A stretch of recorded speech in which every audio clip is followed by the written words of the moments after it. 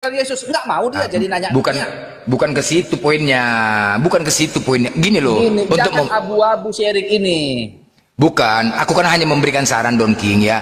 Sebelum, tolong memberikan saran. Lebih bagus kau nggak usah naik diskusi Don King, nggak usah naik diskusi. Kalau kau bawa dua-duanya, doktrin sama kitab, nggak bisa. Kitabmu itu musuhmu kalau doktrin kau bawa. Iya, kitabmu itu musuhmu kalau doktrin kau bawa. Makanya pilih salah satu. Kau ikutin doktrin, lepaskan kitab. Kalau kau mau diskusi, silakan diskusi kau. Tapi apapun isi kitab itu, ya udah santai aja, gak usah marah-marah kau. Gak usah marah-marah, kau terima aja. Ya udah. Itu aja. Jangan kau putar-putar lagi ayat itu, jangan. Marahlah kita. Bang Juma kan mempelajarinya bukan sembarang. Kitab orang lain. Ada sekolahnya juga untuk mempelajari itu. Kitab orang ini. Kalau salah-salah Bang Juma menyampaikannya, kalian kan wajib marah. Karena benar salah maka kami marah. Di mana salahnya? Ngarang aja kau nih. Contoh, aku kasih contoh ya Blender ya. Si Juma mengatakan yang bangkit dari kubur itu iblis. Kok ada datanya? Ada datanya kok, lucu kok nih. Ya, si Juma menyimpulkan kitab orang ada lain. Enggak ada menyimpulkan, ada data tertulis kok. Ada tertulis. Di mana katanya iblis? Di mana? Itu kan penafsiran Juma. Enggak ada, karena gini loh. Karena terkejut kau. Yo, iblis. Terkejut kau, nggak terima kau sebenarnya. Nah itulah. Marah. Nah, marah kan? Padahal itu faktanya loh. Karena nah, Juma itu menyimpulkan kitab lo nggak mungkin. Karena Juma menyimpulkan kitab orang lain. Bukan menyimpulkan Ada nggak? Gini sekarang gini loh. Ada nggak persyaratan untuk membahas kitab kalian itu menafsirkan? Ada nggak? Syarat-syarat utamanya ada nggak? Ada nggak? Gini, biar aku tahu. Sekolah minggu tidak boleh guru sekolah minggu menerangkan ayat itu tanpa sermon. Sermon apa? Sermon. Ini dia harus sermon dulu dengan pendeta. Pendeta yang akan menerangkan ayat itu baru disampaikan guru sekolah minggu kepada anak kecil-kecil ini. Pendeta kalian pun berserak. Apanya kalian ini banyak kali cerita? Apa? Gue bilang, ayo kita buktikan yuk. Ayo kita buktikan di seluruh pendeta yuk. Seluruh pendeta nih ya. Semua pendeta di Indonesia yuk kita buktikan yuk. Tinggi teologi. Oke, sekarang gini, kita buktikan penipuan pendeta yuk. Mau seluruh Indonesia terhadap kalian. Ayo. Enggak, kita buktikan yuk. Mau? Kok jadi kamu? Enggak ya. Iya, makanya aku bilang, kami di sini nggak ada menipu-nipu. Oke.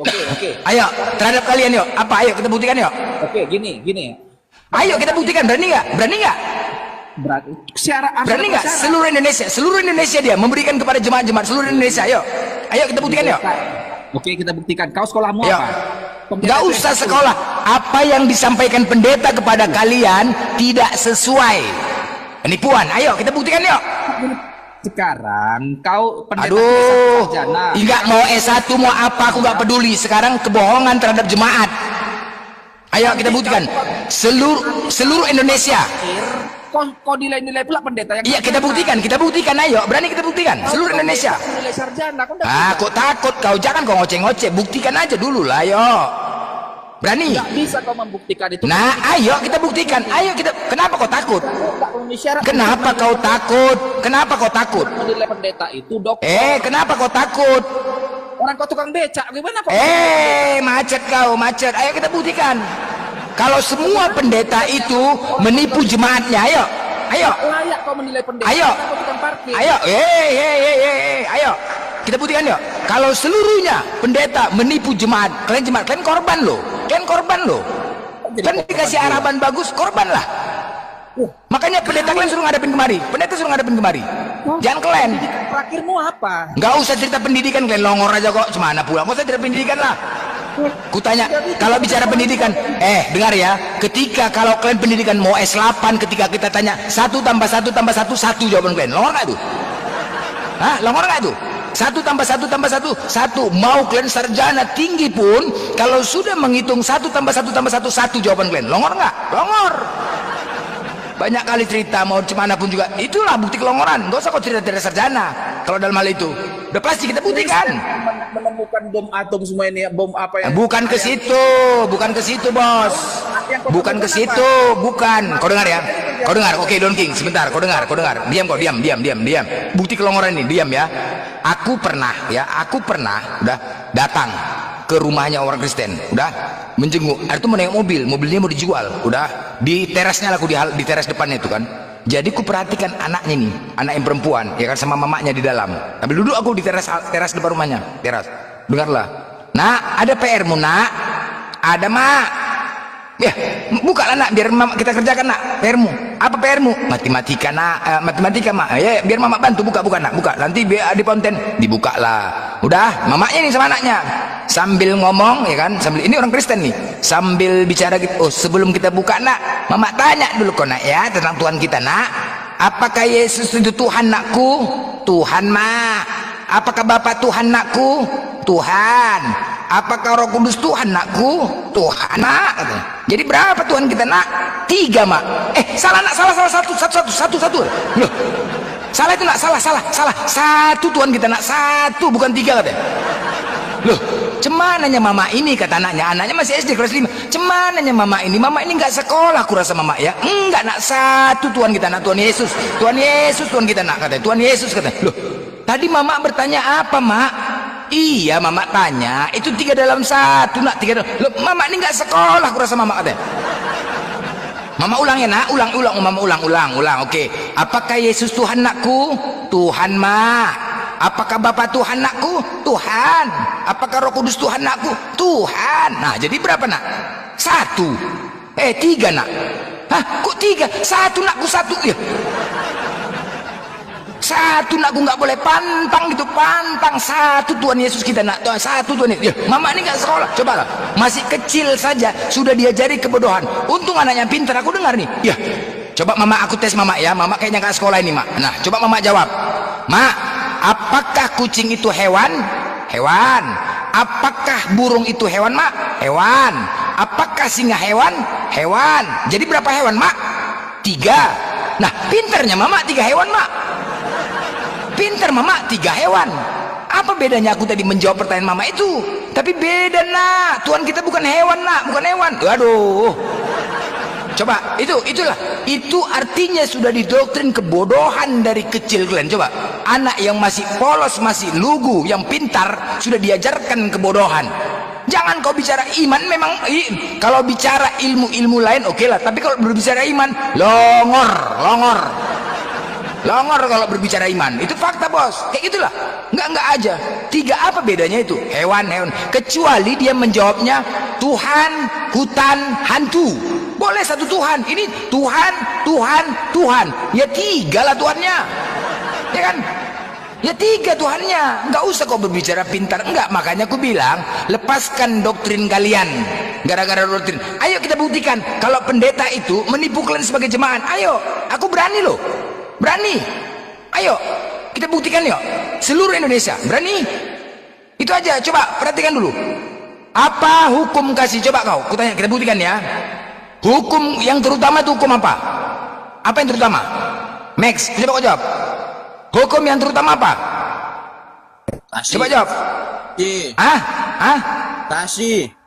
Kasih. Semua, oke.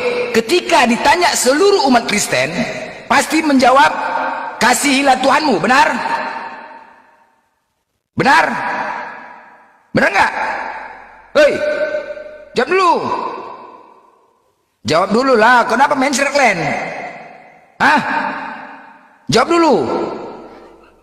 Macet kan? Ini bukti penipuan sama kalian. Ini bukti seluruh pendeta. Enggak, kau tanya dulu. Tapi kau bertanya. Iya, aku bertanya sama kau. Seluruh Indonesia. Enggak, tunggu dulu. Seluruh Indonesia ya semuanya ketika pendeta bertanya kepada jemaatnya, hukum yang terutama ialah kasihlah Tuhan Allahmu. Benar ya? Benar enggak? Seluruh Indonesia enggak tuh ketika ditanya? Iya.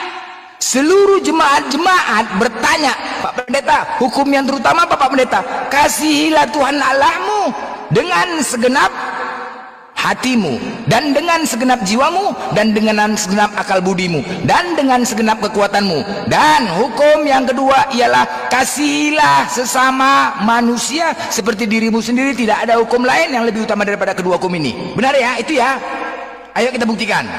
Kita buktikan ini. Ini selama ini yang dijawab pendeta. Tipuan-tipuan kalian ini, tengok ya, kita buktikan. Kita buktikan pakai data. Hukum yang terutama. Jadi kalian selama ini, itulah bukti pendeta itu menipu kalian. Nah, baca ini. Ini meres. Hukum yang terutama, ini tulisan terutamanya. Hukum yang terutama. Tulisan terutamanya di mana? Di sini kan? Di depan ya. Hukum yang terutama, dengarlah hai orang Israel, Tuhan Allah kita, Tuhan itu Esa, bos. Ini. Kemudian ini, kasihilah Tuhan Allahmu. Adakah sebelum tulisan kasihilah hukum terutama? Ayo. Adakah yang di Markus 12:30 ini dikatakan hukum terutama? Ada. Hukum terutama kasihilah. Di atas hukum yang terutama, pertama dulu mengesahkan Tuhan, baru kasihilah Tuhan Allahmu, baru kasihilah sama manusia. Tapi pendeta selalu menghilangkan hukum yang mengesahkan Tuhan, bos. Selalu ditinggalkan hukum mengesahkan Tuhan ini. Benar nggak? Bukti. Ditinggalkan. Langsung hukum terutama. Padahal tertulis hukum terutama di sini. Di sini, bukan di 12:30 ini, bukan. Bukan di nomor 12:30, bukan. Dari atas runutannya, menyambung ini. Hukum yang terutama ialah, dengarlah hai orang. Pernah nggak pendeta membaca hukum terutama yang pertama ini? Dengarlah hai orang Israel, Tuhan Allah kita, Tuhan itu Esa. Pernah nggak? Hei, jawab, Den. Pernah nggak? Pendeta selalu menjawab, hukum terutama kasihilah Tuhanmu, kasihilah, kasihilah. Pernah nggak dia mengatakan mengesahkan Tuhan? Pernah nggak? Nggak pernah. Seluruh pendeta Indonesia, benar nggak? Jadi jangan bilang kalian menipu. Ini yang dibaca. Kenapa ini dilepaskan? Kenapa yang terutamanya ini dipindahkan ke 12:30? Kenapa? Hah? Kenapa hukum terutama ditulis? Adakah di 12:30 dikasih hukum terutama? Nggak ada, bos. Ini, adakah? Adakah ini? Terutama di sini. Adakah pindah kemari? Ada di sini terutama, kan nggak ada. Hukum terutama kasihilah, nggak ada di sini. Jadi ini selalu ditinggalkan. Mengesahkan Tuhan. Jelas kan? Tanya, aku berani taruhan, seluruh pendeta nggak pernah membacakan suatu ini. Hukum yang terutama, Pak Pendeta, apa hukum terutama? Hukum terutama ialah mengesahkan Tuhan dan kasihilah Tuhan Allahmu dan kasihilah sama manusia. Itu dia. Itu dia, bos. Kecuali ada di 12:30 ini hukum terutama kasihilah. Ada tulisan terutamanya di sini. Kecuali ada tulisan terutamanya sebelum kasihilah. Udah jelas ya? Jelas ya, Don King ya? Jelas ya? Jelas ya? Jelas kan? Udah terbukti ya? Terbukti kan? Minum dulu kok. Capek kali kau. Macet. Oke, udah terbukti ya? Terbukti ya? Tarik napas. Minum dulu, Blender. Minum. Enggak terbukti ya? Udah terbukti ya, bos? Aku bukan ya terbukti. Kau paling pintar. Kau udah. Loh, kok aku pula paling pintar? Parkir sana dulu. Macet. Benar ya? Udah jelas ya? Ditipu ya? Di Blender ini sama SMP tapi diterangkannya STT. Coba lah dulu. Itu Indonesia. Iya. Tamat apa kok STT pula? Iya. Apa sekolahmu Blender sehingga kau mampu menerangkan Alkitab begitu luar biasa? Inilah membahagiakan diri, mencoba membahagiakan diri. Luar biasa penjelasan Blender. Padahal di hatinya udah retak ginjalnya. Mencoba membahagiakan diri. Bukan yang mantap ini. SD mana kok Blender kok bisa menerangkan yang harusnya dokter menerangkan itu, dokter S3, tapi bisa diterangkan sama SD kelas 5. Luar biasa sekolah Blender ini, Wah. Ngeri kali apologet ini ya. Membahagiakan diri, berusaha untuk menyenangkan diri ini. Ya kan? Cuma satpam tapi bisa jadi dokter, kan udah gila, nggak bisa kayak gitu. Ya, jadi curhat ya. Coba curhat ya. Janganlah, biarlah diterangkan oleh yang ahli pada bidangnya. Mana ada syaratnya?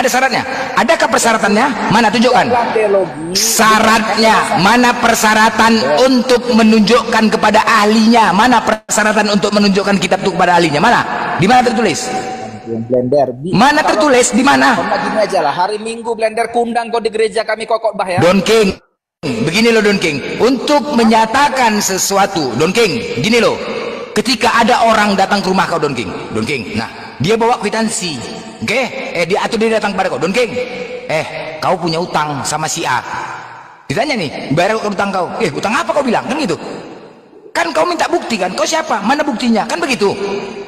Nah ketika dia tidak membawa apa-apa, tidak bisa. Tetapi ketika dia membawa kwitansi, surat perjanjian atas utang, mau tak mau kau harus bayar kan. Nah sekarang aku minta sama kau, mana buktinya kalau kitabmu itu harus diterjemahkan oleh ahli teologi? Mana tunjukkan. Jadi Orang aja kau. Jadi sekolah teologi STT itu untuk apa? Tipu-tipu. Lanjut Bang. Oke, ya saya masuk ya teman-teman.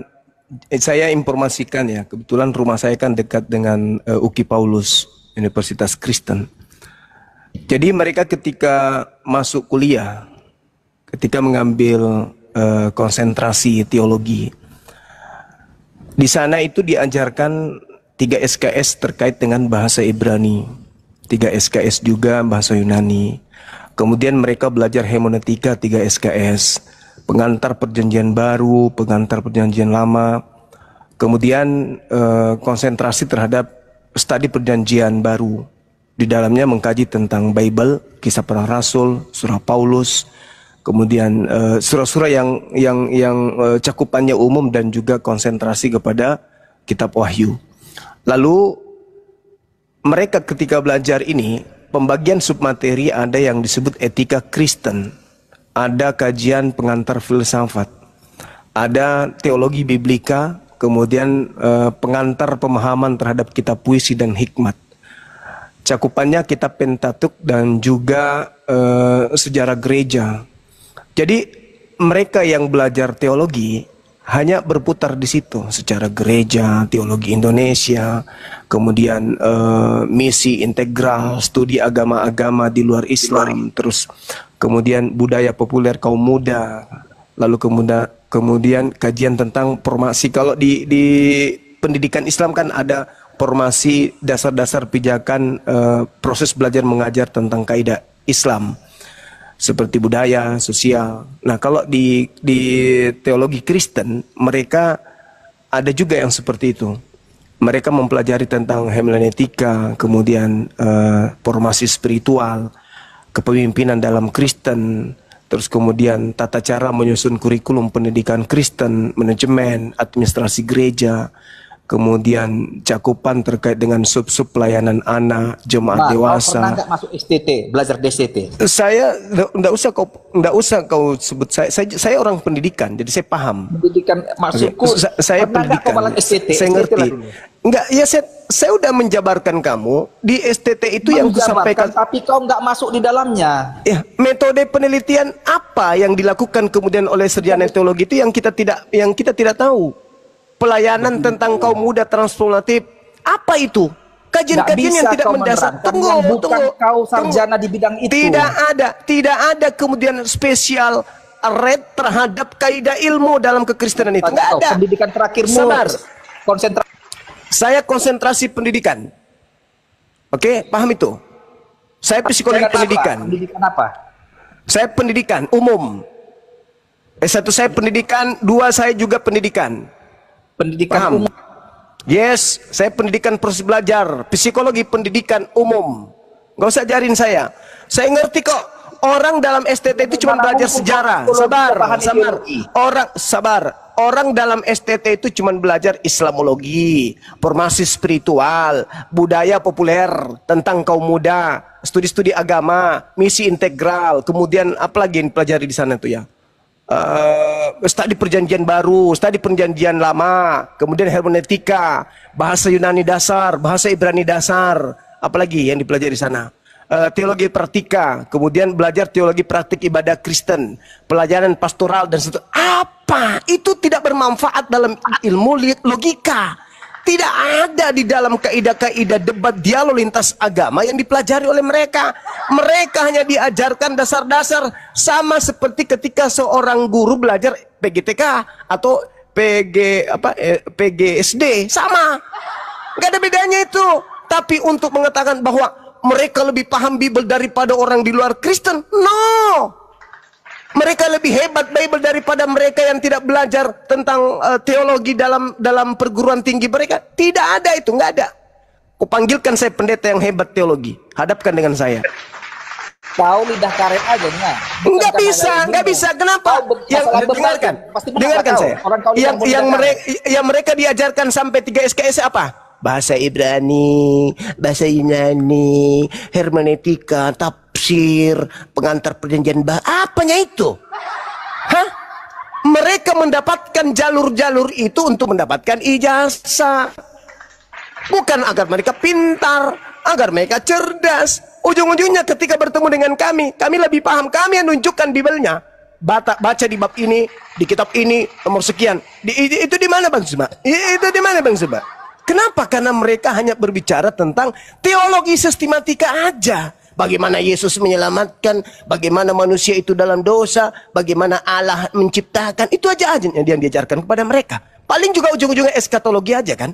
Mereka tidak belajar tentang filologi, mereka tidak belajar tentang filsafat religius dan seterusnya. Mereka nggak sampai ke situ. Yang mereka diajarkan bagaimana orang-orang ini bisa menjadi Kristen, percaya kepada makhluk yang keluar dari kuburan. Itu aja yang diajarkan. Itu.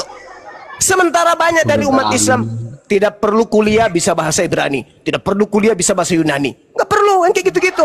Jadi jelas mereka kuliah itu supaya punya titel agar bisa merekrut orang lain ketika mereka ingin menjadi pendidik. Itu ajanya.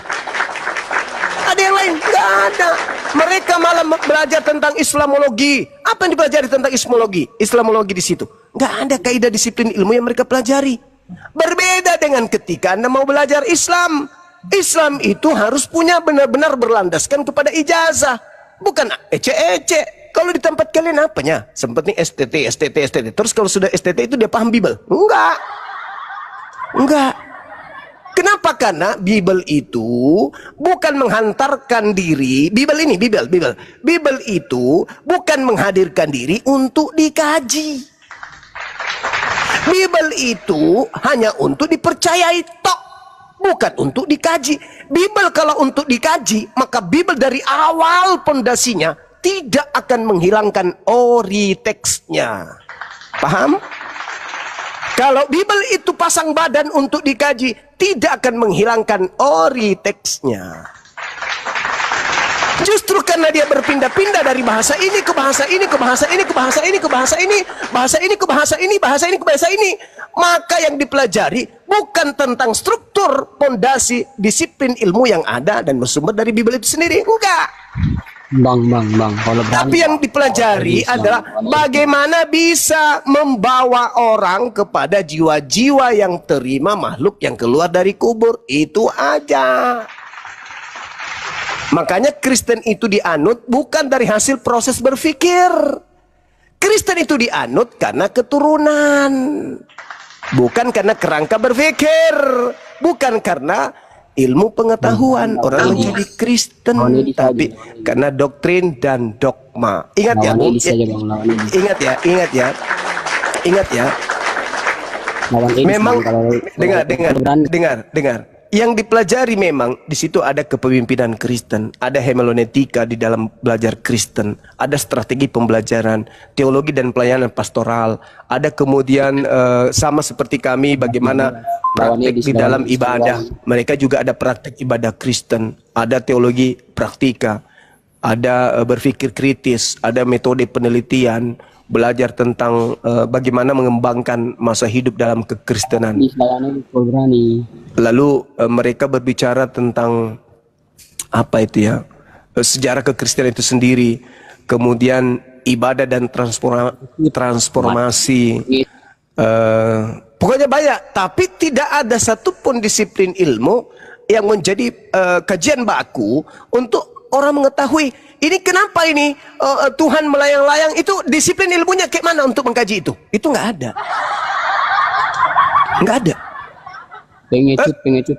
Kenapa yang tadi El Elroy, El Shaddai, kenapa bisa berubah menjadi Theos? Itu nggak ada disiplin ilmu yang mengkaji tentang itu. Nggak ada.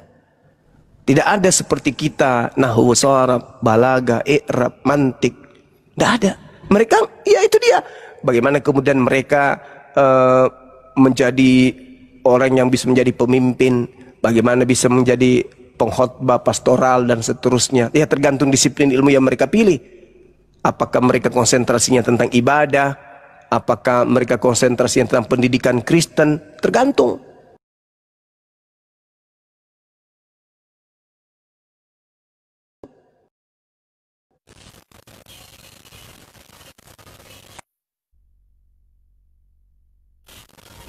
Teori perkembangan masa hidup dalam kekristenan, kemudian pelayanan anak, formasi spiritual, bahasa Yunani, kayak gitu-gitu aja nya.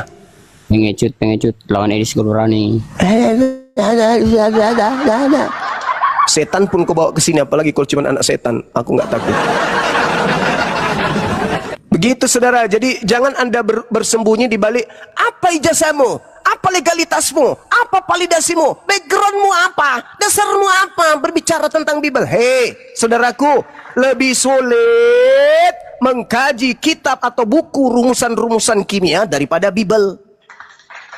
Pahami itu? Karena Bible itu dipercayai bukan dalam proses kerangka berpikir, bukan.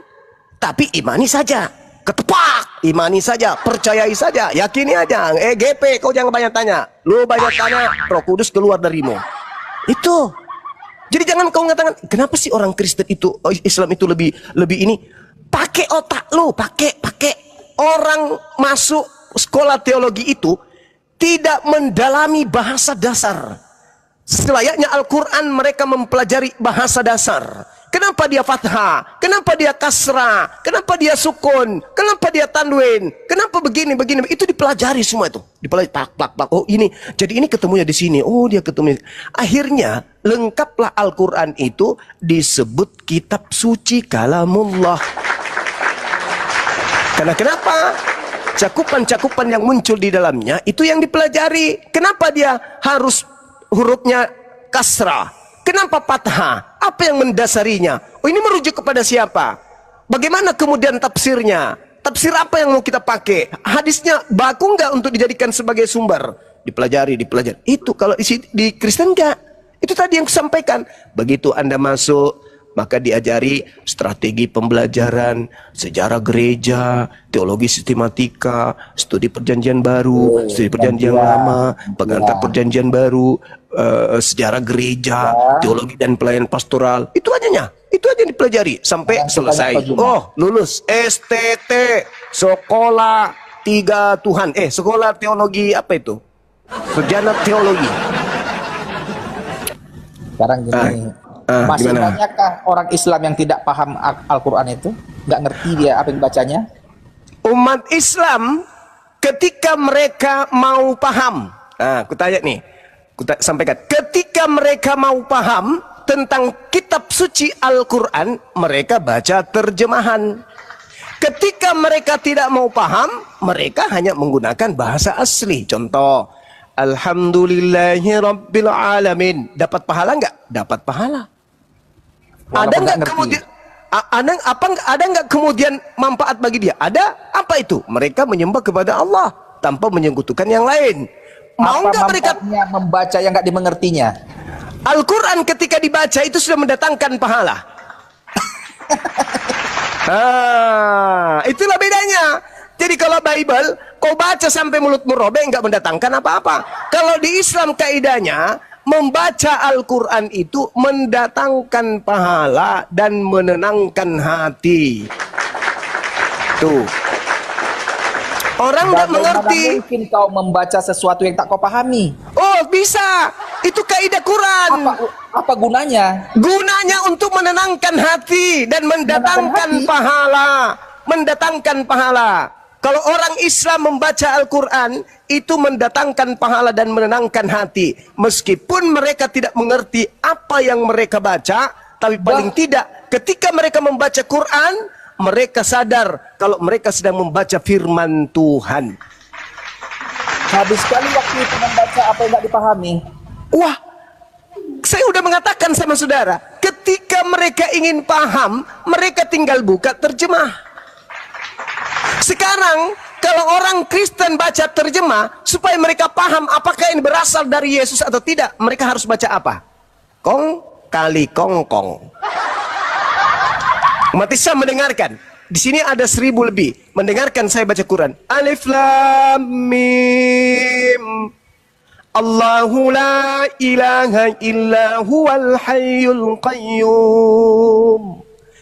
Nazzala 'alaikal kitaba bil haqqi musaddiqan lima baina yadayhi wa anzala at-taurat wal injil min qablu hudan linnas wa anzala al-furqan innal ladina kafaru bi ayatillah lahum azabun syadid wallahu azizun zuntiqam innallaha la yakhfa alaihi syai'un fil ardi wala fis samaa huwa alladhi yusawwirukum fil arham kaifa yasha la ilaha illa huwal azizul hakim. Mereka membaca, mereka mendengar, mereka mendapatkan pahala dan menenangkan jiwa mereka. Segera mereka tunduk kepada Allah yang telah menciptakannya.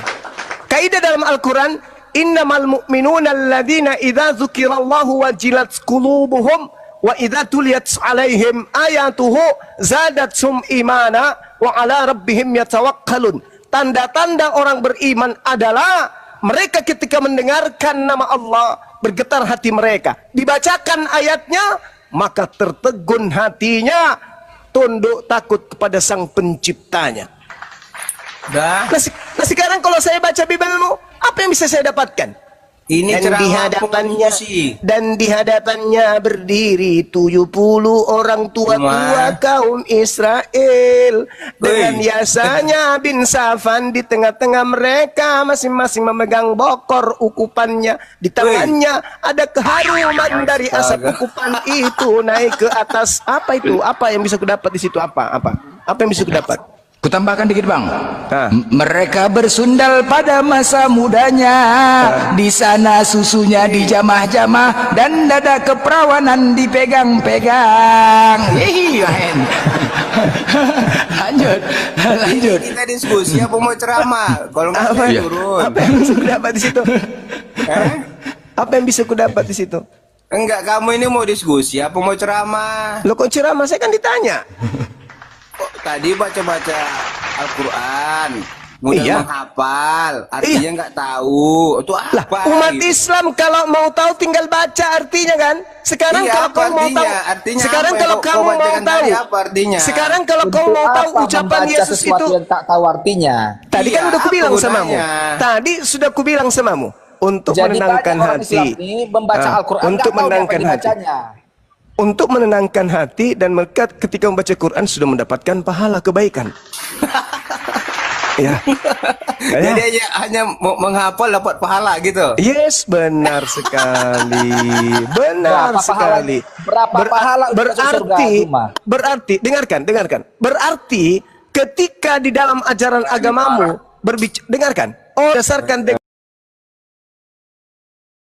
pahala amal. Tadi di Yohanes 5 nomor 29. Betul nggak manusia akan dibangkitkan yang berbuat baik?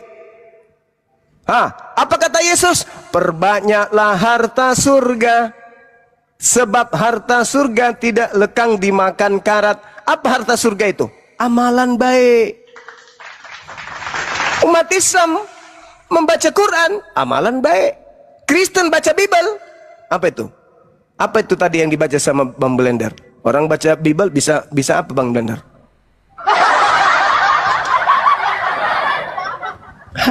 Itulah bedanya.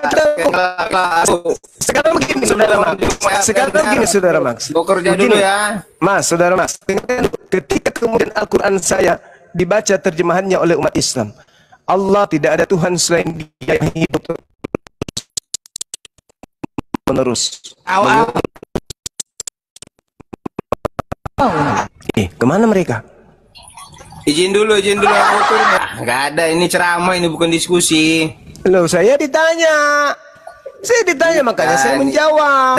ku dengar gak ada yang dikasih Sekarang orang begini, ngomong, gak ada. saya balik nanya samamu.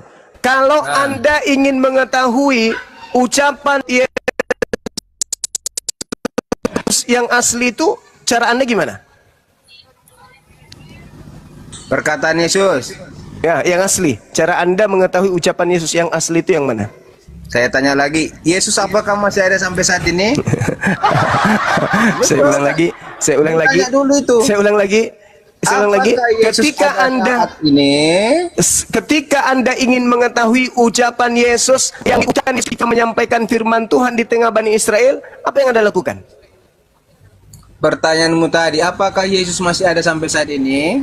Ketika Anda ingin tahu ucapan apa yang Yesus sampaikan pertama kali ketika dia menyampaikan Injil di tengah-tengah kaum Israel, apa yang Anda lakukan? Bang Juma, pertanyaan pertama tadi kita selesaikan dulu. Kalau Nabi Muhammad ditanya nih, wahai Nabiku Muhammad, tolong terangkan, kami ingin tahu apa yang diperintahkan Tuhanmu ketika engkau diajarkan untuk mengkaji tentang orang-orang yang masuk ke dalam api neraka. Maka kami rindu ucapan itu. Kami nggak hadir pada saat itu, tapi kami ingin tahu apa yang beliau ucapkan. Maka kami lari ke Al-Quran. Qul lilladina kafaru satughlabuna wa tuhsyaruna ila jahannam wa bi'sal mihad. Oh, ternyata nabiku pernah mengucapkan kalimat ini. Antar dari lisannya. Kata-kata itu yang keluar. Lilladina kafaru satughlabuna wa tuhsyaruna ila jahannam wa bi'sal mihad. Sekarang, ucapan yang pernah keluar dari mulut Yesus itu apa? Yang bisa kau tahu? Ucapan yang mana? Sedangkan yang muncul di Indonesia hanya bahasa Indonesia. Apakah Yesus bahasa Indonesia? Saya tanya tadi sama Bang Juma, apakah Yesus ada sampai saat ini? Tidak ada. Justru karena itu saya bertanya, bagaimana justru Anda itu bisa dia mengetahui? Apakah ada perkataan Yesus secara langsung saat ini? Makanya kamu harus pintar baca. Kena kau kan di situ.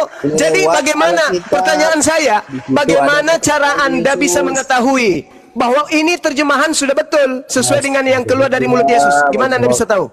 Ayo. Pertanyaanmu mutar-mutar, nggak ada tujuan. Bagaimana Anda bisa tahu kalau itu betul-betul ucapan Yesus? Pak. Caranya? Hah? Caranya? Baca Alkitab, di situ ada perkataan Bibelmu Yesus. itu bahasa Indonesia. Yang saya tanya, bagaimana caramu tahu bahwa itu betul-betul keluar dari mulut Yesus? Yang ada padamu bahasa Indonesia, Yesus enggak bahasa Indonesia. Ini kenapa dulu ini? Ayo. Astaga. Ayo. Melenda. Yesus ketika melakukan penginjilan di tengah Bani Israel menggunakan bahasa apa? Gimana? Yesus ketika mengajar Injil di tengah Bani Israel menggunakan bahasa apa? Bahasa Yunani. Yesus menggunakan bahasa Yunani. Coba, apa ucapan Yesus yang keluar dari mulutnya dalam bahasa Ibrani ketika dia mengatakan firman Tuhan kepada muridnya Bani Israel? Apa yang diucapkan? Dalam bahasa Ibrani. Ya. Kitab sebelumnya dibaca Bang Juma. Ayo, kata Yesus dalam Yohanes 10:27, aku mengenal pengikutku, pengikutku mengenal aku, mereka mendengarkan suaraku. Nah, coba, bagaimana bunyi suara Yesus ketika melakukan kajian terhadap murid-muridnya? Coba, bagaimana suaranya? Jadi menurutmu gimana? Dia langsung gitu. Ya, saya tanya sama kamu, dia langsung ngomong. Wuhui. Ikut Nabi Muhammad, ketika kami tidak hadir pada saat itu, kami bisa mengetahui suara beliau itu seperti apa. Dengarkan suara saya. Bismillahirrahmanirrahim. Allahu la ilaha illa huwal hayyul qayyum. Nazzala alaikal kitaba bil haqqi musaddiqan lima baina yadayhi. وأنزل التوراة والإنجيل من قبل هدى للناس وأنزل الفرقان إن الذين كفروا بآيات الله لهم عذاب شديد والله عزيز ذو انتقام. Itu suara Nabi kami, bunyinya kayak gitu, lisannya seperti itu. Beliau 1400 tahun silam hidup, tapi kami masih mampu mendengarkan uraian lisan yang kami bisa dengar hari ini. Nah sekarang Yesus mengucapkan firman kepada Bani Israel menggunakan bahasa Ibrani. Kayak mana suaranya? Coba, pingin tahu aku. Silakan.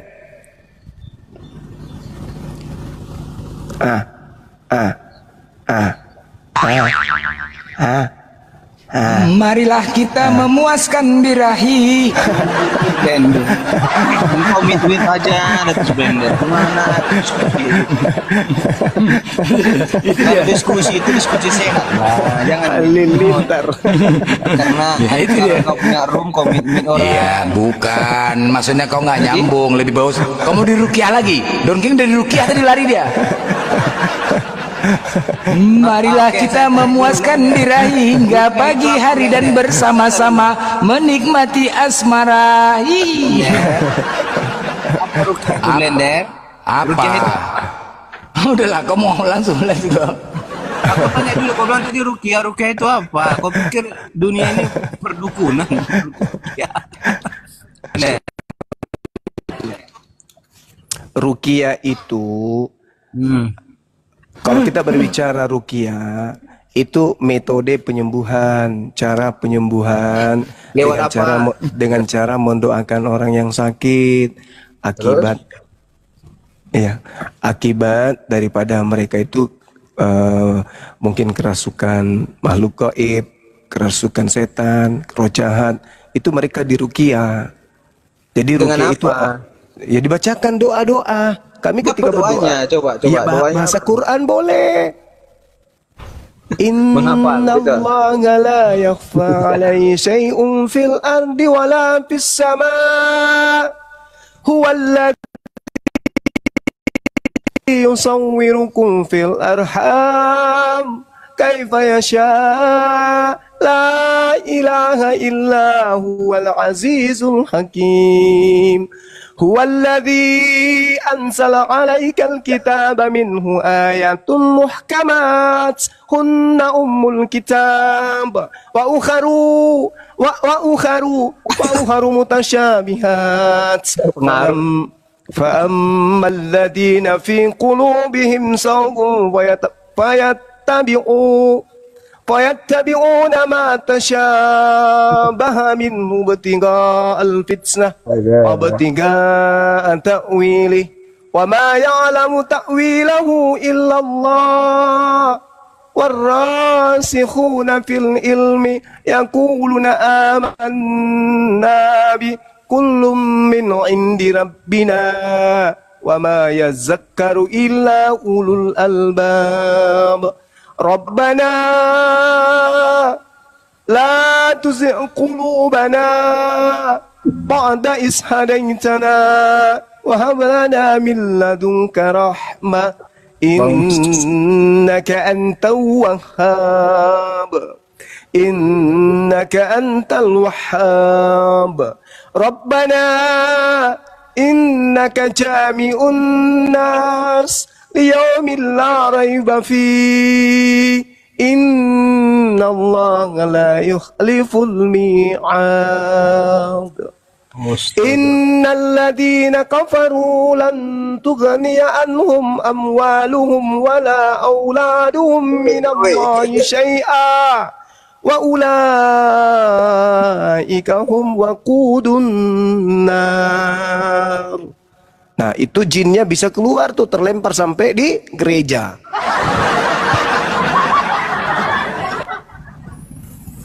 Oke, saudara-saudara.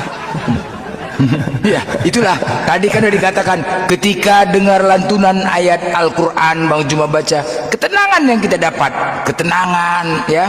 Ketika Bible mereka dibaca, marilah kita memuaskan birahi hingga pagi hari dan bersama-sama menikmati asmara karena suamiku sedang tidak di rumah, ia sedang dalam perjalanan jauh, sekantong uang dibawanya hingga menjelang bulan purnama. Bersera. Kadabi ali Fir'aun والذين من قبلهم كذبوا بآياتنا فأخذهم الله بذنوبهم wallahu syadidul iqab. Qul lil ladzina kafaru satughlabuna wa tuhsyaruna ila jahannam wa bi'sal mihad. Qad kana lakum ayatun fi fi'atayn iltaqata fi'atun tuqatilu fi sabilillahi wa ukhra kafiratun yarawnahum mithlaihim ra'yal ayn wallahu yu'ayyidu binasrihi man yasha. Inna fi dzalika la ibratan li ulil absar. Coba sambut. Marilah kita. Apabila ada dua orang laki-laki sedang berkelahi, kemudian istri yang seorang mendatangi laki-laki tersebut demi untuk memisahkan laki-laki tersebut dan merampas kemaluan laki-laki tersebut. Waduh, udah kayak gitu aku angkat tangan aku. Nggak sanggup lagi aku. Kenapa kemaluannya orang dirampas? Merampas. Itulah Don King. Itu Don King. Apa itu? Itulah Bibel kau. Itulah Bibel kau. Mana lebih indah? Bersama di dalam. Enggak usah, kau nggak usah menginjak, kami membaca. Sekarang ku tanya sama kau. Tadi yang ku bacakan Ulangan 25:11. Apabila kita berantam, istrimu menangkap burungku. Itu dia. Nah, orang memisahkan berantam ini seharusnya ya. Ketika orang berantam memisahkan dengan cara tarik badannya, tarik bajunya. Ini kok dirampasnya burung orang? Cemana? Baca itu Ulangan 25:11. Pegang 7. Alah, macat kau, menghujat. Itulah kau nggak menerima kenyataan kau. Oh, jawab itu. Kenapa? Apa maksudnya itu? Kenapa orang berantam memisahkannya dengan cara menarik burungnya orang? Coba, hah? Apa maksudnya itu? Kau jawab dulu. Tanya Kau usah kau menghujat. Ah? sama pendeta. Tanya sama pendeta, tanya kalau pendeta nyerah udah, nyerah kalau halal gitu tanya pendeta, nyerah kok ya, nyerah. Kalau untuk urusan kayak gitu tanya pendeta. Itu melintir. Loh, kok melintir semananya kok? Mau ditunjukkan? Ada taunya aku kerjamu kan melintirnya kerjamu namanya. Loh, ya Natali. Wah, ini bagi Natali nih. Natali. Assalamualaikum warahmatullahi Waalaikumsalam. Ini urusan Natali. Ulangan. Sabar. Sebentar ya. Ya. Ulangan 25 nomor 11. Diam dulu kok bahas ini. Udah, nggak usah. Dia itu baca. Apabila ada dua orang berkelahi. Ayo baca. Dan istri yang seorang datang mendekat untuk Natali yang baca ini. Oke. Oh, nanti kebental. Aku baca. Penuh hikmat Iya. ya. Ya, hikmat. 11 ya. Apabila dua orang berkelahi dan istri yang seorang datang mendekat untuk menolong suaminya dari tangannya orang yang memukulnya, dan perempuan itu mengulurkan tangannya dan menangkap kemaluan orang itu. Itu kau jelaskan itu dulu. King ya. Kalau kita berantem belum King, lu. Apabila dua orang berkelahi dan istri yang datang, coba.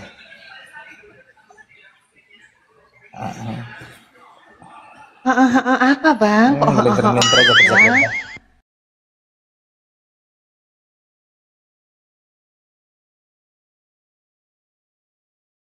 An 25:11 ya, biar kulihat dulu. Ya.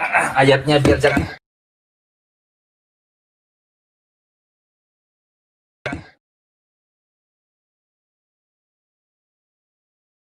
Orang berkelahi dan istri yang seorang datang mendekat untuk menolong suaminya dari tangan orang yang memukulnya, dan perempuan itu mengulurkan tangannya dan mengangkat kemaluan orang itu. Jadi aku pernah kayak gitu sama Oten. Udah pernah Oten. Ketika aku berantem sama Oten yang muka petak, kemudian perempuan mendatangi kami dan aku pun terkejut, ada apa perempuan ini mukanya petak mendatangin kami. Di saat aku berantem, kemudian perempuan itu menangkap kemaluanku. Aku pun terkejut. Lalu aku bertanya kepada perempuan itu, wahai wanita Oten muka petak, tunggu dulu, wahai wanita Oten muka petak, kenapa kau pegang punyaku? Oh iya Blender, ini ada di dalam kitab kami di Ulangan 25:11. Ini perintah dari Tuhan. Ketika orang berantem harus dipegang kemaluannya. Lalu ku jawab, kalau memang itu benar-benar perintah dari Tuhan, maka jangan pernah kau lepaskan tanganmu. Genggam erat kuat-kuat, kocokkan maju mundur hingga muncrat. Ulang. Itu firman Tuhan. Boleh baca sampai habis. Iya. Jangan potong ayatnya. Boleh baca sampai habis. Boleh. Baca. Iya. Judul perikopnya perbuatan tidak senonoh. Ya. Ulangan 25 ayat 11 dan 12. Apabila dua orang berkelahi dan istri yang seorang mendekat untuk menolong suaminya dari tangan orang yang memukulnya dengan mengulurkan tangannya dan mencengkram kemaluan orang itu, maka engkau harus memotong tangan perempuan itu, jangan merasa kasihan kepadanya. Artinya perbuatan perempuan itu, tangan perempuan itu harus dipotong karena mencengkram kemaluan si laki-laki. Aduh, ngilu aku dengarnya ketika mencengkram tuh, ngilu punya aku langsung ngilu. Ketika dengar kata mencengkram kemaluan itu, ngilu punya aku terus langsung ngilu. Aduh, bisa saja berkelahi, ada dua laki-laki berkelahi, sebentar dulu Blender. Dua laki-laki berkelahi, lalu istri yang seorang membantu suaminya dengan menarik mungkin saja buah apa jakarnya itu biar kesakitan ini, tetapi dengan berlaku curang itu, si perempuan itu karena berlaku curang, maka tangan si perempuan itu harus dipotong karena membantu suaminya dengan perlakuan tak senonoh. Oke. Nah, kita contoh. Kita berantem di berdua. Oke, kita berantem berdua ya. Tunggu dulu. Ya oke, nggak apa-apa. Kita analogi. Kita contoh ya. Blender. Benar penjelasanku kan? Iya benar. Oke, benar ya. Nah, sekarang begini, baik. Ketika ini seandainya kita berantem nih, bergelut. Tiba-tiba istrimu datang. Ya kan? Istrimu datang kan? Hah, benar nggak? Tadi kau bilang dikocokkan maju mundur sehingga muncul. Tunggu dulu. Ini kan ketika kita berantem, enggak boleh lanjut dulu. Kau memelintir ayat Alkitab dengan mengatakan ayat. Siapa memelintir? Aku nggak ada mengatakan kok. Dengan mengocokkannya maju mundur. Loh, sekarang aku tanya. Oke, sekarang aku tanya sama kau. Ini atas perbuatanmu itu, maka tidak layak lagi diskusi ini. Mencret. Aku kan menceritakan pernah berantem. Aku pernah berantem. Kitab orang dengan Aku pernah sekarang aku tanya sama kau. Enggak, gini, kau jelaskan dulu. Udah aku benarkan. Ayo kita contohkan. Kenapa takut? Kita analogikan. Kalau kita gini dulu sebentar. Kita berantem. Udah, tunggu dulu. Kau kita buktikan. Yang dipotong tangan ini siapa? Ketika kita berantem, enggak, gini aja, analogi. Aku sudah membenarkan jawaban kau. Ayo kita mencontohkan dulu. Seandainya kita ini berantem, kemudian istri kau yang datang kepadaku. Macet kau. Gimana ini sekarang? Istri kau datang kepadaku, terus memegang punyaku. Nah, kau memotong tangan istrimu berarti. Gimana coba? Kan begitu nih kan? Ketika kau istri yang seseorang, istri siapa? Nggak mungkin istri kau memegang punya kau sendiri. Pasti istri lawan. Kan istri lawan. Datang seorang istri yang kita dua ini berantem. Istri siapa? Kita analogikan. Ketika dipotong tangannya, mampukah kau memotong tangan istrimu? Kau memang udah jelek kok bibelmu. Ini dia, gabrul. Dan dari mana datanya, cobalah. Ketika dua orang, udah kubenarkan jawabanmu, benar. Tapi kita berikan contoh. Kau berantem sama aku. Kemudian tiba-tiba istri siapa yang datang? Istri kau atau istri aku? Hah? Kalau istri kau, dipegangnya punya kau. Kan nggak mungkin dipotong tangan kau. Serba salah. Kenapa? Dari mana ini yang aku membuat pemikiran aneh yang menulis kitab ini? Dari mana dia bisa berpikir yang menulis ini ya? Berpikir dia sampai sebegitu jauh tentang itu loh, kemaluan loh. Coba bayangkan, ini yang kupikirkan. Dari mana dia bisa berpikir sebegitu jauh, sedangkan kalau orang berantem, kepanikan timbul sama kita. Nggak pernah terpikir ke situ loh. Ya, kepanikan apa? Kita memikir, woi tolong pisahin, kan gitu kan? Tolong pisahin, tarik badannya, tarik tangannya, tarik bajunya, kan begitu. Itu yang ada di benak kita. Pernah nggak terpikir? Coba teman-teman, pernah nggak kalian terpikir sedikit pun ada ke situ? Ini loh yang perlu kita bahas nih, yang bagaimana orang menulis bisa sampai sebegitunya dia berpikir ke situ gitu loh. Ini kitab apa? Kok sampai ke situ-situnya? Memang sudah kotor itu. Kalau kau katakan itu memang udah parah kayak gitu. Itu fakta loh. Jangan kau merasa, kau anggap apakah itu kitab suci. Memang begitulah faktanya bos, tertulis. Serba salah itu, serba salah. Mampukah kau memotong tangan istrimu? Ayo, mampu? Kan enggak aja. Kalau perumpamaan itu yang lebih baik lah perumpamaan. Apa sih manfaatnya? Apa manfaatnya itu? Jadi kalau kau memang mau menjelek-jelekkan, memang udah, aduh, baikkah menurut kau itu kitab itu? Mencret kau Don King, serak kau, enggak aja. Memang sudah jelek kok, memang iya, aku pernah kejadian kayak gitu. Ya kan? Coba pernah nggak terpikir? Aku tanda tanya ini. Kok bisa sampai sebegitunya dia berpikir ke situ ya? Aneh ya. Orang berantem, merangkap mencengkram kemaluan, kan kemana lah itu? Aduh, gila kali ya. Ini perlu dibahas, perlu dibahas ini. Masih pantaskah ini disebut kitab suci gitu loh? Sebegitunya pemikiran dia, sampai sebegitunya kemaluan pula pemikirannya orang berantem. Aduh, gawat kali ya. Berarti kan nanti menganggap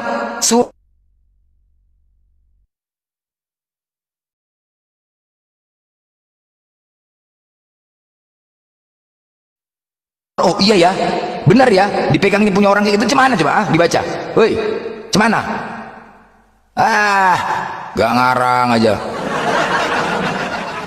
Coba tunjuk lagi Natali, coba tunjuk lagi datanya, itu jelas. Coba tunjuk lagi, kita pahamin. Bukan kita mau sembarang menafsirkan, enggak, itu tertulis. Apabila dua orang, coba tunjuk lagi Natali. Nah tuh, apabila dua orang berkelahi dan istri yang seorang datang mendekat untuk menolong suaminya dari tangan orang yang memukulnya, dan perempuan itu mengulurkan tangannya dan menangkap kemaluan orang itu. Astaga, kemana lah pemikiran sampai ke situ? Aduh, taklah. Terus kemudian dia memotong tangannya. Di bawahnya ayat selanjutnya, mampukah suaminya memotong tangannya sendiri? Terus ngapain juga dia pegang burung orang? Kau pun kegatalan, kumakil. Kau ngapain kau pula pegang burung orang, kau ngarang aja kan? Kenapa?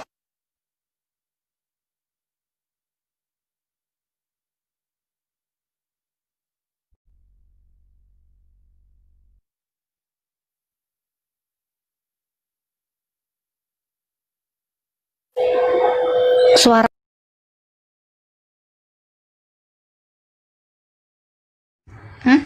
enggak kok.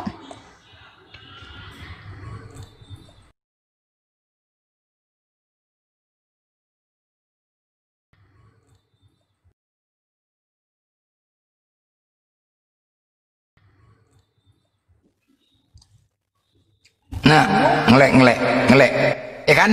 Itu isinya. Itu isi Bibelnya kan? Enggak. Udah aku enggak. Isi Bibel, ngelek. Nah itu enggak ada kita. Kau yang ianya Don King sudah malu, kau isi kitab kau itu malu. Makanya kau terus panik, gelisah. Itulah faktanya.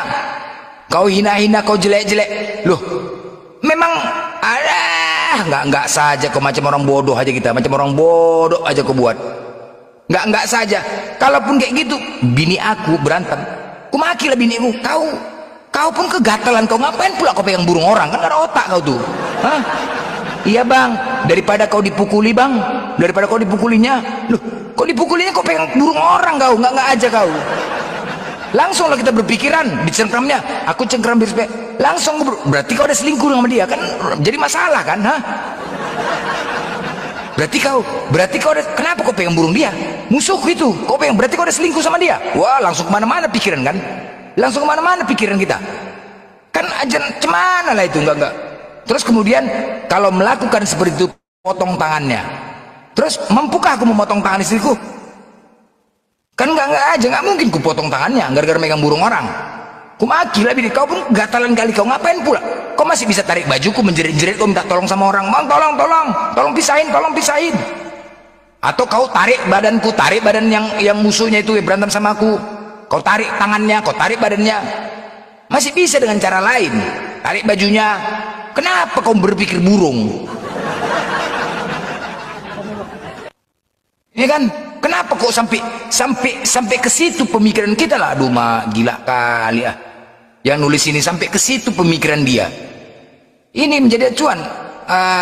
Gila kali ya. Kalian kayak gitu. Kan mencontohkan. Takut kan hotel mencontohkan kan? Takut hotel mencontohkan, takut. Takut ya. Kalau istri berantem gimana? Nggak ngerti laku itu yang kita tertulis ya teman-teman. Itulah dia. Ulangan 2511 ada tanya ada. Hal-hal seperti itu. Makanya nggak pantas lah. Itulah mau dikalahkan oleh Al-Quran. Wah, jauh level lah teman-teman. Jauh. Sangat-sangat jauh level. Dari sini saja sudah gugur ya. Kalau untuk membandingkan ya. Yang namanya kitab suci. Apakah masih layak, pantas disebut kitab suci? Itu loh. Kita apa di dalam? Nggak ada kan? Ketika mendatangi suami, datangilah ladangan sawah kan? Nggak kayak gitu. Sekarang yang kita bahas ini kata-katanya, bukan sebuah makna kalimat. Enggak. Apa sih manfaatnya itu? Kenapa terlalu banyak? Manfaatnya apa? Apa manfaatnya? Korelasinya apa? Itu dibuat. Faedahnya apa?